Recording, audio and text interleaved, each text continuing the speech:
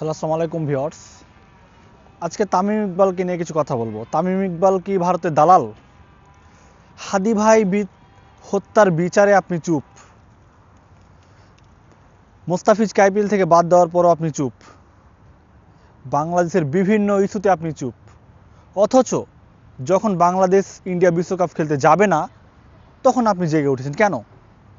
ভাই, অতীত মনে করিয়ে দিই আপনাকে। আপনি গত বিশ্বকাপে নিজস্ব একান্ত ইগোর কারণে খেলতে যাননি। 18 কোটি মানুষের কথা আপনি ভাবেননি তখন। অথচ সেই ইন্ডিয়া যখন 18 কোটি মানুষের ইগোতে হাত দিয়ে দিয়েছে, বাঁশ দিয়ে দিয়েছে, তখন আপনি ইন্ডিয়ার পক্ষপাতিত্ব করছেন। আপনার কাছে নিজের বাংলাদেশের মানুষের বা বাংলাদেশের চাইতে আপনি ইন্ডিয়া কাছের কেন? কি চাচ্ছেন আপনি? নিজে ক্ষমতায় বসতে চাচ্ছেন, এই জন্য এসব কথা বলছেন?